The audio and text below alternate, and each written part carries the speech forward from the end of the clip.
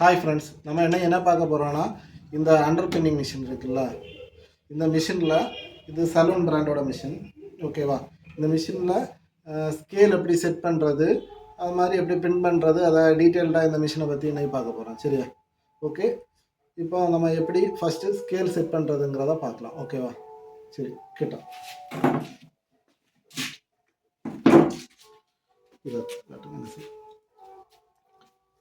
இந்த நாபம் தெரியுதா? இந்த நாபம் இந்த நாபம் இது ரெண்டையும் வச்சு தான் நம்ம ஸ்கேல் அட்ஜஸ்ட் பண்ணுறோம். சரியா? இது ஒரு எண்டு, இது இன்னொரு எண்டுக்கு நம்ம யூஸ் பண்ணுவோம். சரியா? அது இப்போ நம்ம எப்படி செட் பண்ணுறதுங்கிறத பார்க்கலாம். முதல்ல இப்போ ஒரு எக்ஸாம்பிளுக்கு இது 1.5 இன்ச் ஃப்ரேமு, இதுக்கு எப்படி செட் பண்ணுறதுங்கிறத பார்க்கலாம். இது பண்ணாங்க கிட்ட தெரியுதா? இந்த சைடு அப்படியா?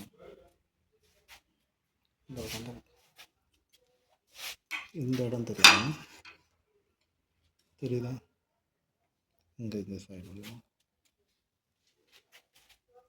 தெரியுதா? இந்த கேப் வழியாக தான் பின் வரும். சரியா? அப்போது இந்த இடத்துல பின் வரும். இதை வச்சு நம்ம செட் பண்ண போகிறோம். இப்போ இந்த ஃப்ரேமை வைக்கிறோம். ஃப்ரேம் வைக்கும்போது ஃபஸ்ட்டு பின் எந்த இடத்துல விழணுங்கிறத இந்த இடத்துல நமக்கு ஃபஸ்ட்டு பின் விடும். அப்போது இதுதான் ஃபஸ்ட்டு. இந்த நாபை இங்கே இந்த நாபை இங்கே டைட் பண்ணிடணும். இந்த ஃபஸ்ட்டு பின் பாயிண்ட். அடுத்து லாஸ்ட்டு பின் பாயிண்ட். லாஸ்ட்டு பின் நம்ம இந்த ஃப்ரேமுக்குள்ளே எங்கே வரணுங்கிறதையும் செட் பண்ணணும். செட் பண்ணி இதை இங்கே டைட் பண்ணி வச்சுக்கலாம். சரியா? இந்த லாஸ்ட் பாயிண்ட்டு மேக்ஸிமம் எல்லாத்துக்கும் சேமாக தான் நம்ம செட் பண்ணி வைப்போம். சரியா?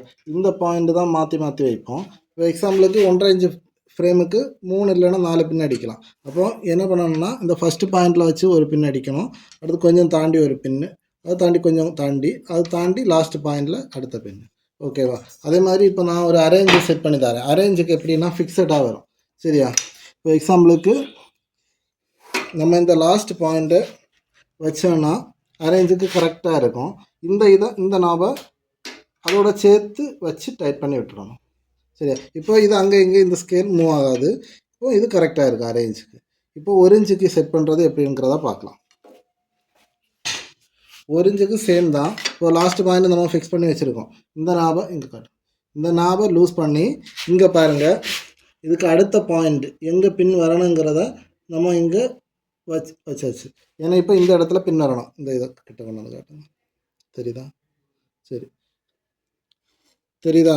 இந்த நாபு எனக்கு இந்த பின் எதில் விழணும் அந்த இடத்துல கரெக்டாக வச்சுட்டு இந்த நாபை வச்சு டைட் பண்ணால் போதும். சரியா? இப்போது இந்த ஸ்கேல் செட் பண்ணியாச்சு. அது தாண்டி இது ஒரு சிலிக்கான் ரப்பரு. இது எதுக்காகனா, இந்த பின் பண்ணுற டைமில் இந்த ஃப்ரேமை அழுத்தி பிடிக்கிறதுக்காக. இது இந்த ஃப்ரேம் எந்த இடத்துல பின் ஆகிறதோ அந்த இடத்துல கரெக்டாக போய் உட்கார மாதிரி செட் பண்ணிடணும். இது முன்ன பின்ன நகர்த்துறதுக்கு இதை அட்ஜஸ்ட் பண்ணணும். மேலே கீழே அட்ஜஸ்ட் பண்ணுறதுக்கு இந்த ரெண்டையும் யூஸ் பண்ணி இதை மேலே கீழே பண்ணலாம். சரியா? இதில் மேக்னெட்டு, இது ஜஸ்ட்டு சும்மா இழுத்தா போதும். இது மெட்டல், இது மேக்னெட் இருக்கும். சரியா? இதை வச்சோட அங்கே ஒட்டிக்கிடும். சரியா? ஓகே. அதை தாண்டி பின் பண்ணுறதுக்கு பெடல், இந்த பெடல் காட்டும். இந்த பெடலை யூஸ் பண்ணி தான் நம்ம பின் பண்ணதுக்கு மிதிக்கணும். அப்போ தான் பின் ஆகும். பின் போடுறது எப்படின்னு பார்ப்போம். இப்போதைக்கு இது தெரியுதா? இந்த லிவரை பிடிச்சி இழுத்தா போதும். இழுத்துட்டு இந்த மாதிரி இந்த இடத்துல பின்னை போட்டு விட்டால் போதும். சரியா? இதுதான் பின் போடுறது. இவ்வளவுதான். இந்த மிஷினில் ரொம்ப ஈஸி யூஸ் பண்ணுறதுக்கு. பின் போடுறது இவ்வளோதான். ஜஸ்ட்டு பின்னை வச்சு அழுத்தி விட்டால் போதும். சரியா? அதே மாதிரி இதில் ஸ்கேலில் பார்த்து நிறைய பேர் செட் பண்ணுவாங்க. எனக்கு அந்த செட்டிங்ஸு கரெக்டாக எப்போவும் கரெக்டாக இருக்காது. அதனால தான் நான் ஃப்ரேமை வச்சு பார்த்து தான் எப்போவுமே செட் பண்ணுவேன். சரியா? இந்த வீடியோ இவ்வளோ தான்.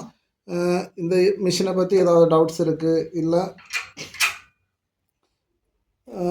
ஏதாவது தெரிஞ்சுக்கிடணும், டீட்டெயில்டாக தெரிஞ்சுக்கிடணுன்னா நம்மளை காண்டாக்ட் பண்ணுங்கள்.